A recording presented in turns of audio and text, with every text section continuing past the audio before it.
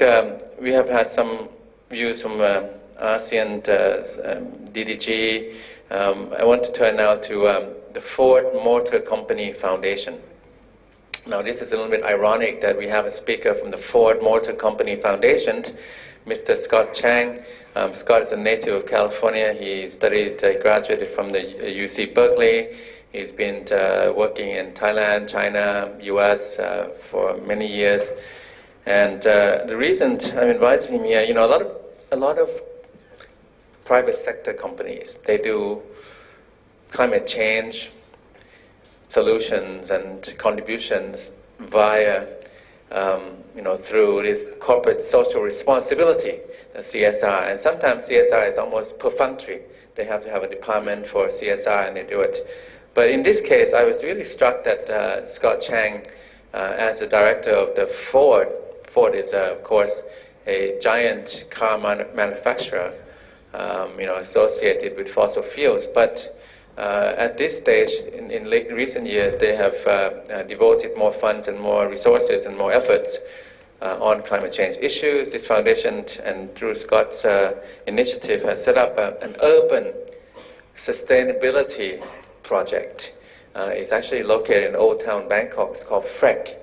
He'll tell us a little bit more about that in context of the overall work of a long-established motor giant and the foundation that it has set up, and which you direct. Go ahead, Scott, please. So thank you very much for having me today.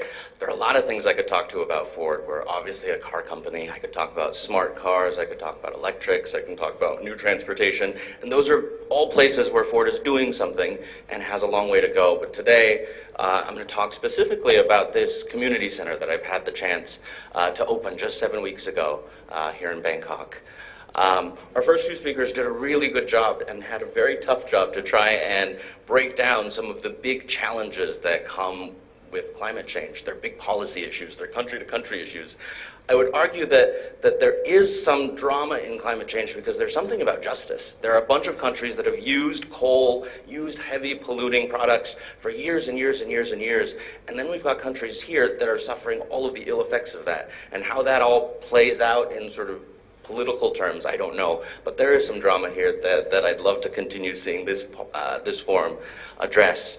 But the project that I'm talking about today, this is from a study from the Urban Land Institute.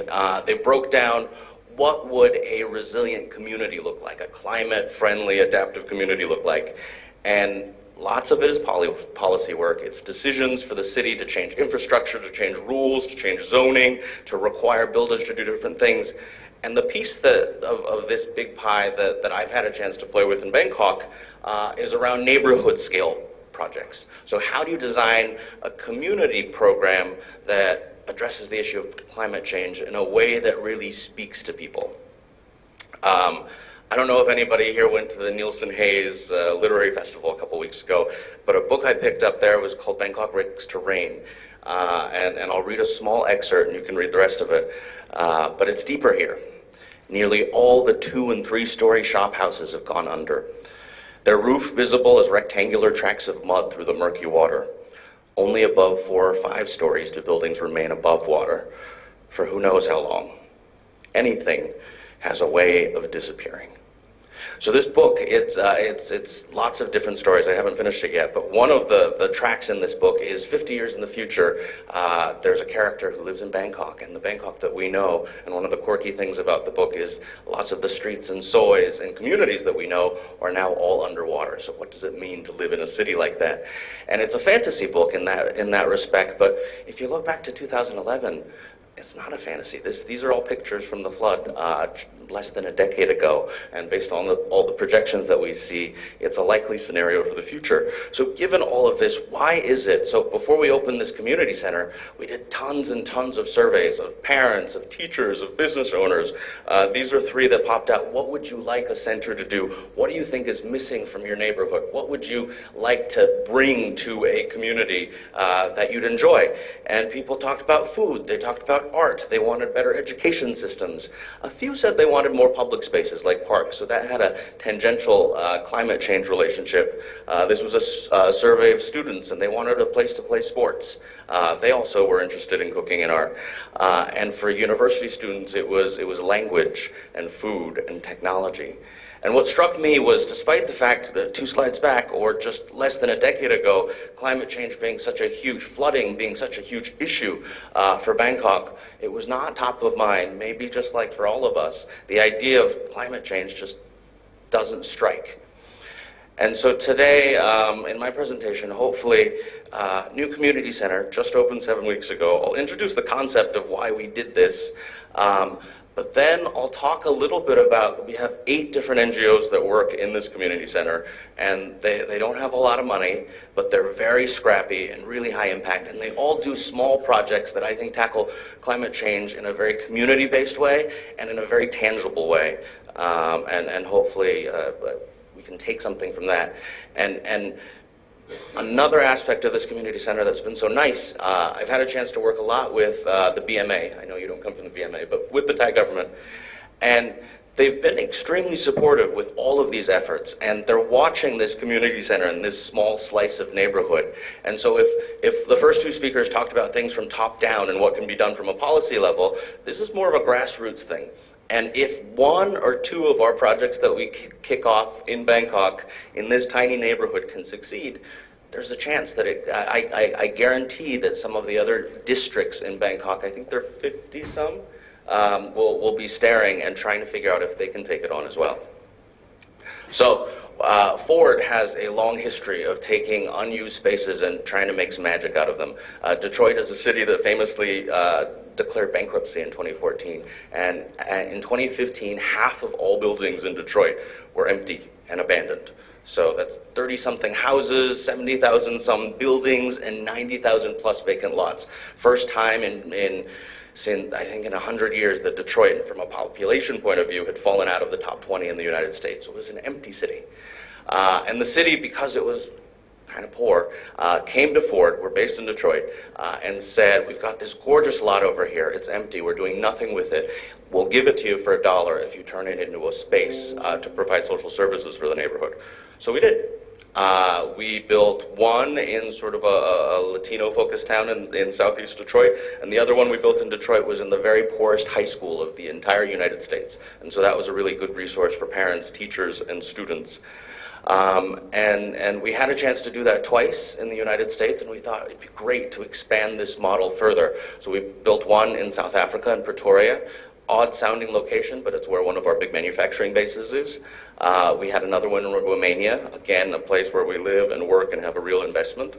And 7 weeks ago, we had a chance to open a community center in Bangkok, which is an important country for us in ASEAN. We have 2 manufacturing plants, and so it was in tune with this idea that we would try and give back in the communities where we work. So we found this gorgeous old place and I feel like I've got 8 up-and-coming, about to break through, or have already broken through NGOs that are working really hard on their own individual visions, but they're all very small. So our biggest NGO in the space maybe has 15 people. Smallest one maybe runs on a completely volunteer staff and is about to hire its first couple of people. And when you're that small, coming together and working with a lot of your counterparts is helpful. They all have finance issues, they all have tax issues, they all have programs that are somewhat similar, and by banding together, they have a much better chance at making an impact than they would on their own. Likewise, working with the government, having one small NGO tackle the BMA is going to say, you have a staff of 3, how are you going to do anything with us? But altogether, we have got a staff of at least 80 working across these NGOs.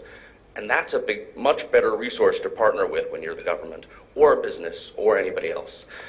So we've got some really interesting NGOs. Professor Thitinan mentioned that we're in Old Town Bangkok. It's probably now my very favorite neighborhood in all of town. It's the place where the very first book was ever published in town, so it was a writer's area with a cool hip vibe. It was close to the palace, and so once upon a time was quite prestigious and royal, but because A train station never came, a BTS station never came. The neighborhood sort of froze in time for a little while, and development sort of paused, and the population changed. The 25 to 40-year-old demographic has shrunk significantly, and so now most of the people in this neighborhood are 60 plus or 12 and under. And that's not to say that they're not a rich resource, but it's a different type of community. And it's about to shift, because in 2 or 3 years, we will have a train station there. And so the community center is a vibrant neighborhood with a rich food culture, dance culture, writing culture, and a lot of this stuff will maybe fizzle away or disappear. I hope there's not going to be a giant new shopping mall that pops up. But the center is hopefully just a space that the neighborhood can use to remember a little bit of its legacy and then push forward into whatever the next version of Bangkok is. And what that next version will be is I think, sustainable, tech-oriented, education-oriented, and arty and fun. Couple of shots on what this building looks like. Picked this building up. It used to be a school, it used to be a high school. It stood empty for about 10 years, and so completely unused, and so that's a sweet spot for Ford. We found this space, got it for a really cheap rent. I learned a whole lot about construction that I didn't want to learn. And now, as this clip plays, you can see, and it has no sound because I'm going to talk over it, you can see that we've got this vibrant, interesting space that's now the home office for 8 NGOs, but also community space for anybody that wants to come in and use a lot of our shared facilities. And we're trying lots of things. Just before the talk, Lynn and I were chatting about doing community gardens, and we had a chance to work with one of the NGOs to do vertical gardens, small plots of compost land, and lots of other fun experiments to try things. And anytime anyone goes, they're always amused by the amount of the greenery that we've got on site. That over there is the first compost bar, I think, that you've got in Bangkok, where people can learn 6 different ways to compost. And so it's a really fun, dynamic space. We've got 2 giant, well, comparatively giant spaces. One's an auditorium and one's a big community kitchen. And then upstairs, it's 2 3-story buildings. Upstairs are what used to be 10 classrooms, and now are offices or shared space for NGOs to take advantage of. And because we have this space, again, we've only been open for 7 weeks, we've already done some really interesting things. We've had lectures, that seems to be a staple there. The other day, I was a little bit scared because one of the NGOs did a light pollution workshop. So how does light impact human health and ecosystem health? And I thought, all right, that's a weird niche topic, no one's gonna come. And a couple days before we were going to have the event, 3,000 people said that they were coming. I have space for maybe 100. So we told people not to come. We limited the spaces, still 100 some came, and then we set up a Facebook Live. And I've worked in the auto industry for a while, so when we launch a new car, maybe 500, 1,000 actual people log on and watch the car being launched. Overnight, we had 3,000 people watch this very long lecture about light pollution. So it's hitting an interesting nerve. Thammasat came over. They had a student club that did a play about this ancient Thai dance that's native to that neighborhood. And so they borrowed the auditorium and hosted a play for a weekend that was fun and sold out. We've got a beautiful facility where some NGOs have done fundraising events. This one was structured like a poetry slam where they tried to raise some money for an education NGO. And we have lots of workshops. I don't know, 4 weeks ago, we had a thing called Remindset, and it was trying to battle single-use plastics, and lots of NGOs and social enterprises came together to talk about what they do to try and address this issue. And about once a month, one project I really like, we have a soup kitchen through our sort of community kitchen, where a really nice restaurant usually on their day off will come and their staff will cook a meal and will bring in communities that need food to come into the space, have lunch, take food home, but also while they're there have some services. Sometimes it's donation of clothing, sometimes it's a health check, sometimes it's just some fun activities that folks can do. All of this only happens, Ford found the space, renovated it, but it all happens because we've got some really bright and interesting NGOs that are all trying to push forward in a really great way, and a lot of them happen to work on environmental issues, on climate change. So our lead partner is a group called Scholars of Sustenance. I don't know if anyone's ever heard of them, but their short name is SOS. And they do a very, very simple thing. They go to grocery stores, restaurants, and hotels, and they take the food that would be thrown away, and they collect it, inspect it for safety, and they redistribute it to orphanages and shelters and homes all across Bangkok. Through working with them, I've discovered that almost half of our landfills in Thailand are filled with food waste, which is quite surprising. Another thing I've learned is that the agriculture, the food industry, is one of the biggest emitters of climate change. And so what these guys are doing has a very direct benefit to feeding people, but also reducing waste to landfill, also to reducing CO2 emissions. The numbers that they've done, and this is a couple weeks old, but they had served 1.2 million meals. It means that they collect on average every day between 1 and 2 tons of physical food. So they go to, I think, 18 Tesco's, 13 Tops, at least 20 5-star hotels. Think of a buffet line. If a buffet line is finished, the hotel usually throws the food out, but it's perfectly good, really lovely food. And so what they do is they go to the hotel, they work with the hotel, develop a system to box it all up, and so that they can donate to the people who need it instead of throwing it away. So their compost program that they run, because not all the food can be donated to people, has reduced CO2 emissions by 504 tons. And so they're one of our really good partners, and they're great at collecting data. So they I guess, start with the intention to feed people who need food, but their really wonderful side effect is that they do some work on climate change. And in that first pie chart that I showed, the Urban Land Institute study, one thing that they mentioned and called out with community-based climate change programs is that branding it as a climate change program usually doesn't work. It's got to be a mix and a portfolio of products that have a really nice climate change impact in order to get people bought in. So the concept of food, easy to buy in. If we were to try and sell in this neighborhood just a compost program or a climate change program, there'd probably be fewer buyers. Another group that we work with is called USL Urban Studies Lab. They're sort of our local government affairs department because they're a collection of architects and urban planners and researchers, and they do a lot of applied research on trying to make neighborhoods and communities more livable for people in Bangkok.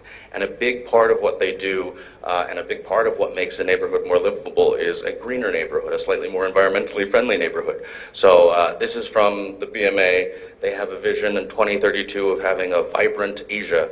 And what that means, and it's really aggressive, we'll see what they can do, is that by 2032, 40% of the land in Bangkok, they want to be park. It wants to be green space. They hope that in 20 years, 100% of people will be able to reach a park within 5 kilometers of their house. So BMA has really strong objectives and goals, and USL, working with our neighborhood department, has done stuff that aligns really clearly with their goals. This was an empty lot that's next to a very gorgeous food market, the Nanlung Food Market, that every day at about 6 or 7 people will start to use as a football pitch or a place to exercise, but there was no equipment, there was no shade, there was no seating, and so I worked with the architects at USL, and we took them to Rayong, where Ford has factories, and we have lots of metal scrap. And the architects were very creative, and they turned the scrap into playground equipment. And so we built a playground with BMA and with Crown Property, and it's been a really lovely little project that I think has the potential to scale up. We're now talking to a group called We Park, and their whole thing is to, sort of like WeWork, set up, find abandoned spaces in Bangkok that have the potential to be a park, and to bring in corporates, governments, and individual citizens to turn them into green space all across town. The upcycled factory scrap program worked really well for us in the park, and so in the community center we didn't have any furniture, and so we did the exact same thing, and we got a lot of factory scrap and made all of the furniture that's at the community center, and it can be configured in lots and lots of different ways. I'll just talk about two more NGOs. One of them is called Nature Inc. A lot of environmental organizations, particularly ones that work on conservation, are not in the office. They don't have a need to be in a Bangkok office all of the time. They're usually out in the field doing field work.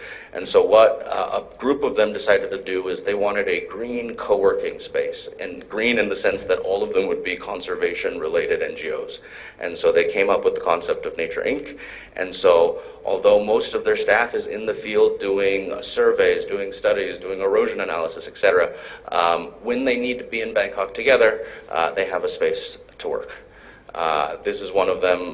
BCST is the Bird Conservation Society of Thailand. They manage about 160 rai in the Phetchaburi salt pans that are a really important area for managing coastline erosion as well as bird migratory patterns. So some of the work that they do. Last NGO I'll call out is one called Precious Plastic. And they're out at schools probably doing workshops 1 to 3 times a week. And the concept's really simple. If we had a plastic bottle, I'd show you. But you can take plastic that we're about to throw away and you can recycle it. That concept's not new. But usually you need a facility about the size of this room to recycle plastic. And so what Precious Plastic has done is that they've used an open source design scheme, and they built a machine that's about this big. And you can use the machine to shred plastic and then melt it and turn it into new stuff. And so now they're out all over Bangkok, A, collecting plastic caps, and B, working with artists and craftsmen and fun tech people and trying to turn it into something that's useful. And their overall message is that we shouldn't be throwing so much of this stuff away because it's very precious and a useful resource. We've only been open a couple of weeks, but a couple things that have come to mind and that we've learned so far. 5 and 12. I have enough money to run this center for 5 years, and I've got a lease for 12. And the only way we'll have any real impact is if we have a slightly longer-term view than a traditional CSR project. A lot of corporate social responsibility programs are short little campaigns that last for 2 weeks or 3 months. This is a long-standing commitment to a neighborhood. Second one, 3 to 1. In the United States, they're really big on measuring what is the impact of the center, what exists because this center exists that couldn't have existed before. And they estimate that for every $1 that Ford spends on this community center, the community gets back directly $3 worth of goods and services. And the last one that I still haven't figured out is governance. And I think any community issue, particularly climate change, has so many stakeholders. To figure out how we make decisions in a collective that drive forward in a useful way, if we can figure that out in this community center, it'll work beautifully. But we have 8 NGO partners, 1 big funder, Ford. We've got at least 5 community leaders, little fragments in the community that are strong and have very specific viewpoints, and who we all want to have to feel like this community center is also theirs. And then we've got the government, and I've only got them as a 1, but there's so many different branches. There's the BMA, there's the Crown Property Bureau, there's the Ministry of Environment, et cetera, et cetera. And the hope is that we figure out some sort of governance to push forward. So last slide. Join us. If you work with NGOs that need a common space to host meetings, think of us as a potential space to work. If you are an embassy or a company that has resources and is looking for a really bootstrapping, great NGO that can do a lot with quite a little, I've got 8 of them that I can recommend to you, but also beyond that, I know others as well. So thank you very much. From Scott, I really like this is what you can do. It's actionable, it's from a practitioner's point of view. There are 3 things I want to tease out. First, it requires a mindset and imagination. So if you have a kind of a mindset and imagination, you can do something like this. I was really struck by going to FREC, visiting FREC.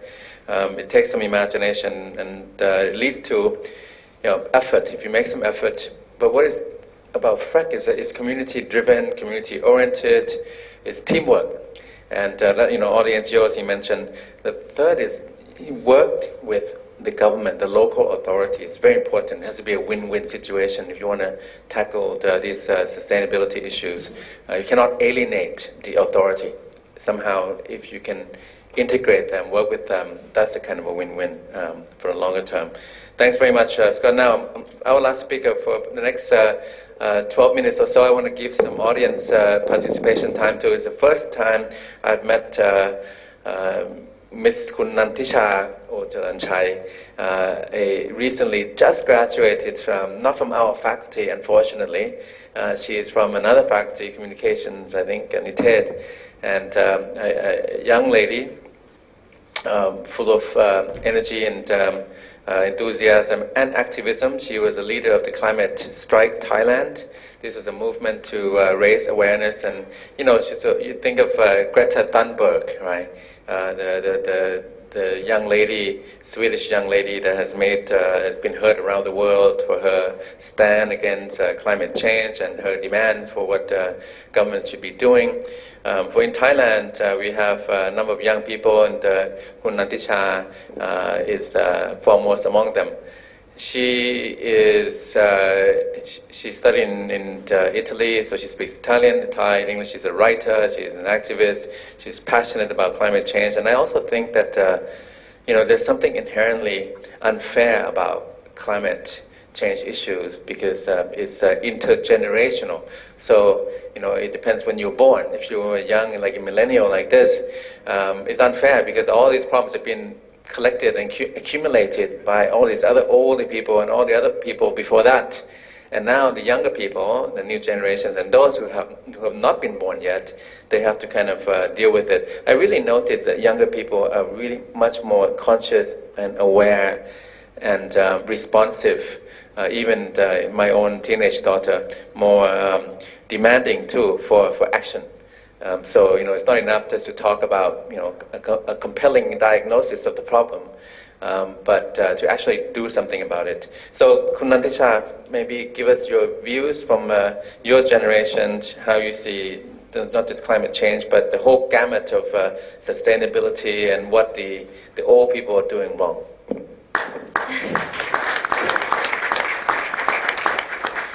Hello, so I'm probably a lot less experienced than everyone in this room, so I will not talk about climate change anymore specifically. I'm sure you all get it at this point that we're really doomed.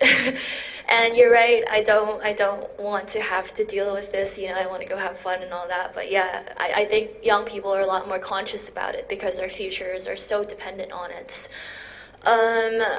So I'll just start with how I started Climate Strike Thailand. Basically, I've been writing about just writing in general and then got into the environment for about 2-3 years now. And so that was before my climate activism. But this year, there was a global climate strike movement. And I had read an article about Greta on this Monday morning, and there was a global climate strike on this Friday. And I was really angry and revved up about it, and I read it and I was like, oh, I could totally do it, it's not that hard to create a Facebook event. So I did. And, the days went on, and then more and more people started getting interested. And I'm like, well, I guess I got to do it. So Friday came along, I showed up at our meeting point. None of my friends came. But some, 30 random strangers did, and to me that was just completely crazy. That was amazing. And that 30 people for the first strike turned to be some 100 people on the second strike, and then almost 300 people on our third strike in Bangkok alone. And so as I did my climate strike campaigns, I started getting more, into the environmental circle in Thailand. Started meeting more people like Scott, or more environmentalists and so on. My Facebook page and all that. And yeah, the thing was, I felt a lot better about the way we were headed. Hopeful about, so many people doing amazing things. But at the same time, let me just get back where I'm going. So I'm going to talk to you about how you make people care about climate change, or how to communicate about it, because at this point we know what's wrong. But anyway, yeah, as I started getting into this environmental field, I to give an example, my social media feed started piling out with just all these, Greta Thunberg or the burning Amazon rainforest. And what I noticed was we were entering a very dangerous territory of just a filter bubble. We're excluding ourselves, isolating ourselves intellectually from people that we don't agree with or that we don't necessarily share common values with. And this is the thing in communication. So I actually started writing, at the beginning of my freshman year in university,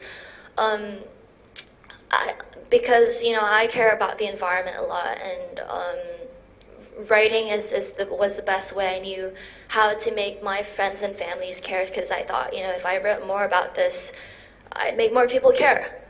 But then a while later, I figured whoever was going to click on this article called The Key to Solving Thailand's Plastic Crisis on a Greenpeace website is most likely going to be someone who already cares about it. So yeah, that's we can't keep doing that. We can't keep getting the same, it's like a party. You can't except everyone thinks the same way and says the same things. So we can't keep having the same groups of people in the same room and talk about the same things, because that's not really creating any change, is it? Who are we trying to convince, really? And don't get me wrong, though, it's great to have a lot of like-minded people and supportive people, because that inspires you and that motivates you, and that really keeps you going, especially during this climate crisis that's just so seemingly impossible to solve. But it's so important to remember that, whether you're I don't know how many of you in this room actually work on climate change, but this applies to all social issues or causes, whether you do climate activism or you're an advocate for gender rights or income equality and all that. You have to know that not everyone cares about what you care about. Different people have different priorities. And so whatever issue it is, you have to show your stakeholders why they specifically need to care, and in the case of climate change, why they need to care now. So first thing to doing that, to convincing anyone at all, is to just listen to them, to understand what they care about. Because you don't want to hear about someone talk about just what you like, you want to hear about someone talk about what they like. And with climate change, or again, any other issue, you have to relate that to their interests. And I would disagree with what you said about how it's not, a political issue, because it very much is a political issue. And that's why it's great, in this conversation today, we've got people who aren't working in the environmental field. We've got people who work in politics or policy making who join the discussion, and that's expanding this dialogue about climate change. And so, you have to know what someone likes to talk about to be able to, sneak this little piece of information into them later on and actually make them listen. Because if you can't do that, no matter how much information you throw at them, they're not going to listen. So yeah, you understand them, and then you have to make it relevant to them. You have to tell, whether it's a politician or just a citizen who, doesn't know anything about the environment or doesn't care. You have to show them, hey, this affects your health, this affects your money, your time, your family, your future. And then they will start caring, because people are inherently, they care about themselves. I do this climate activism not because I'm trying to save the world. I'm trying to save myself. I'm trying to save my own future. And so, when people hear about an issue and they instantly get like why it impacts them directly, it shows them so much more about why they need to care. And next thing, with the climate strikes, it works so well in Europe and in America, because people were already aware of climate change or environmental issues. Unfortunately, it doesn't work so well in Asia, I'd say. It makes a difference, but not as much as we'd like to see. At first, I was very ambitious. You know, I started this climate strike, and I thought, oh, the next day I want to see a policy demand in carbon emissions or so on. But it doesn't work that way because you can't get people to demand something if they don't even know about it. So I'm stepping a little back and actually trying to create that awareness about any environmental issues first before even going to the government and demand that. Because, you know, people still misunderstand, and, you know, climate change, plastic, plastic is such a small problem in climate change. Although it is a very important issue, but we're just getting started. Thailand is maybe 10 years behind, but you know, we're headed there. Anyway, yeah, once you've actually got some people to care about, you know, you have an issue to talk about, don't force it on people. No one likes to hear what they believe is wrong. You know, no one likes to get some random stranger come in to tell them and say, hey, what you believe is wrong. So don't force it. But once you've actually managed to get someone to understand about your issue and actually care about it, you can't just leave them hanging, because you have to offer them solutions. Otherwise, you know, you've managed to make someone feel extremely horrible about climate change. But what do they do next? You have to give them an answer. You have to tell them exactly what to do. Some people just need that, you know. When I started Climate Strike, it wasn't that no one cared, as I had wrongly assumed. It was that no one knew exactly the steps to take, or no one wanted to be that first person to take it. So you have to tell them exactly, hey, you know, this issue is bad, but here's exactly what you can do about it. But again, you know, all it's good to believe that people are all good and altruistic and want to make the world a better place and so on. It's better not to rely on people's moral compass. You know, people will naturally choose anything that's a better alternative for them. They will automatically choose anything that's cheaper, more convenient, quicker, and so on. And so, yeah, it's better to just make it easy for them to be good. You know, don't expect them to be a good citizen and say that, oh, if we work together all on this, we will change the world, because it doesn't work that way. If it did, it would be so much easier, and as you may all know that. And the same thing works for governments and corporations, and I'm assuming. Like people, you know, like every one of us, we don't just want to have profitability in what we do. We don't want to just make money out of it. We also want to be socially appreciated. That's what all humans want. We just want to be loved, you know, we want to be admired. And I'm guessing governments and corporations feel the same way. Governments rely on their citizens as much as corporations rely on their consumers. Like citizens, the people rely on their friends, you know, they want to feel that kind of appreciation. And so besides profitability, they want popularity. And so how do we balance that with like an economic incentive with people and the planet? And once you've actually got that figured out, which is a very hard part, you know, you don't just use reason, don't just provide them the facts. You use emotion.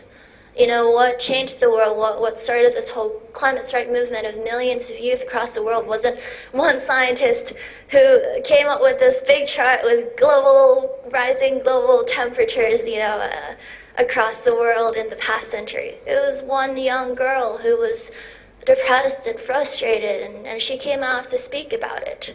And that was what changed everyone's hearts and just inspired them to act.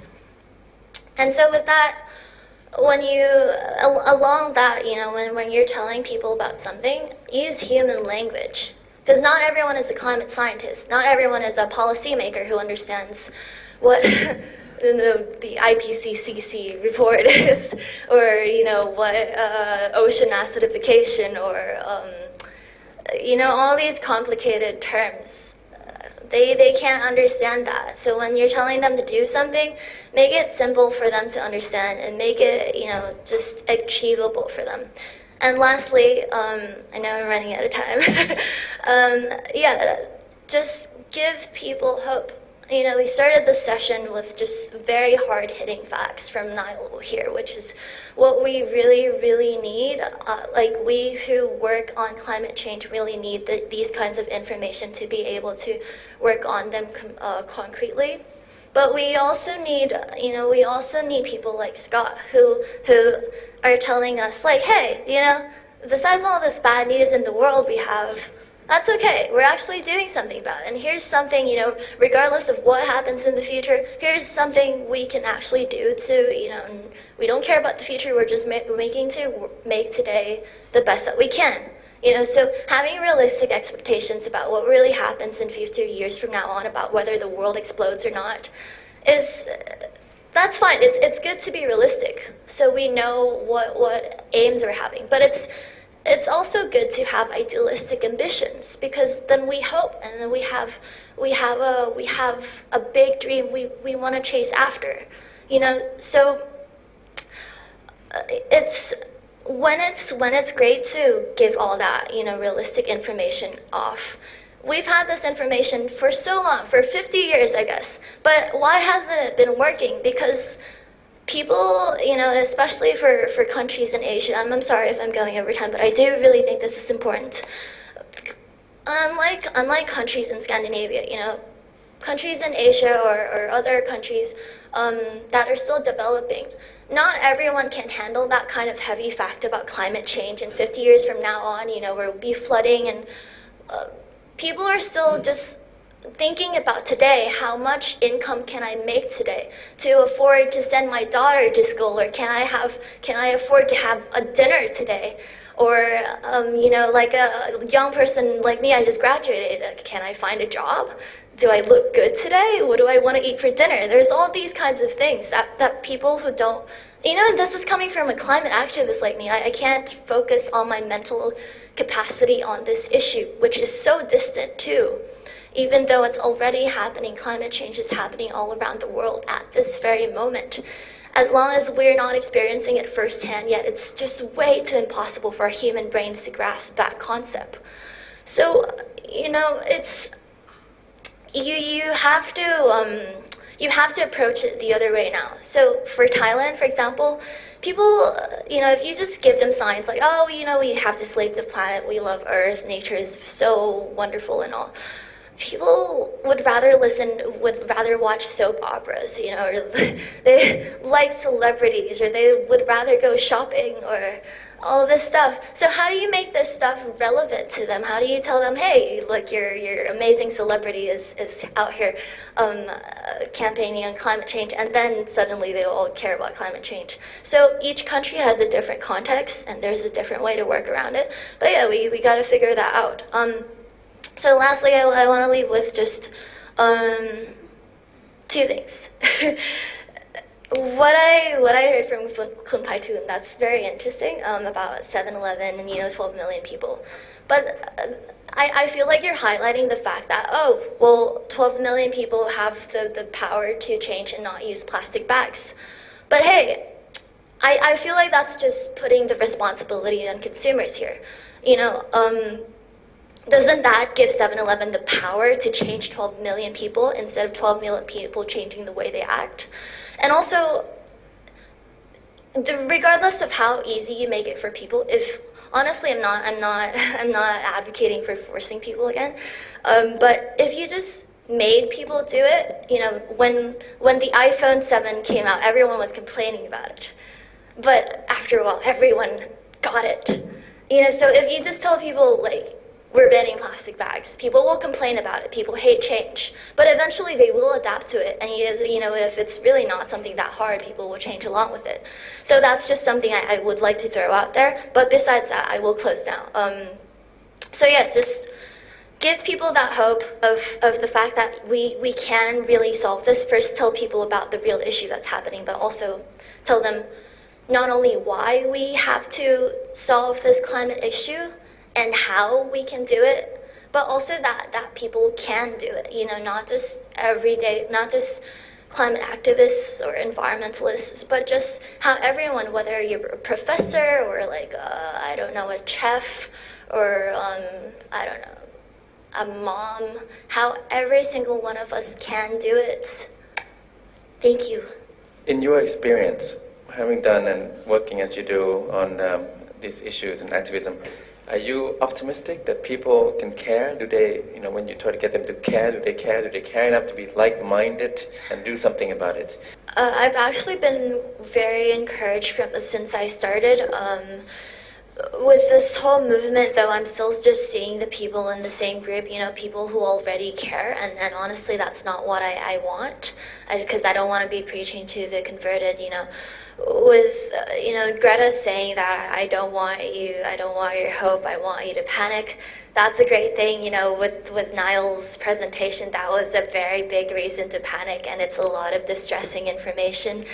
But the problem with it is that kind of information really, really pushes people like me or people like the people in Climate Strike to do something, because we're panicking and we're like, we have to change now. But for so many people, that kind of panic just causes inaction. In fact, psychologists have shown this, that when you give that kind of distressing fact to people, people just lose hope and they despair. There was one approach I was trying to take with Climate Strike when I first did some research and found out about Bangkok actually sinking in 2030. I don't know how it's changed to 2050, but so 2030, and I figured, hey, that's that's a hard concrete fact that I could use to persuade my audience. So I talked to some of my friends, and I was just like, hey, did you know that Bangkok is gonna be completely sunken by 2030? And my brother was like, I don't think so, despite the science. And there are people who are like, I think the government will do something about it. So, contrary to what we would expect with giving these facts, a lot of times it doesn't really do anything. And even if it does convince people to believe that we're about to say, like, what do I do about it, really? So there's that. But speaking about optimism, personally, I am not optimistic about this. I'm not pessimistic, but I do have a realistic, perception of this, of just the bare fact of seeing Bangkok, from on a day-to-day basis. If we're still constructing all these buildings and having buses that still have smog like this, I don't know how you can get 100 countries to come agree on each other, even with the SDGs and the Paris Agreement, we're still farly lacking behind. That, again, does not mean that we cannot do it. I just don't think that we're doing it quick enough at all. And especially Thailand, even despite the fact that we're so vulnerable and so impacted by this, it's like we won't do anything about it until we've already seen results. Even it's happening right now. If the news is reporting about floods and droughts on the same day, yet climate change is not mentioned at all, and we're still fighting about politics and who gets to be the prime minister.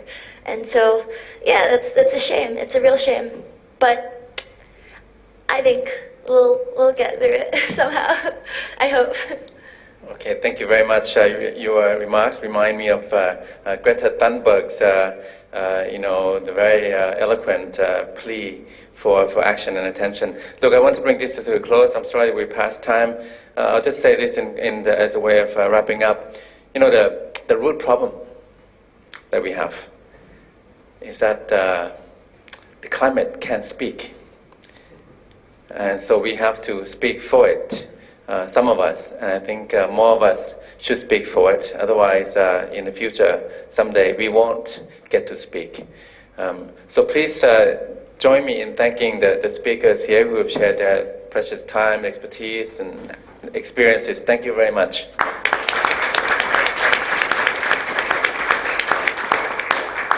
Our next event will be on the 13th of December on global disorder, great powers, and Asia's future. In the meantime, I want to also thank again the Embassy of the Kingdom of Morocco, Ambassador Abdeliah El Housni. Thank you very much again for your support, co-hosting this event with us.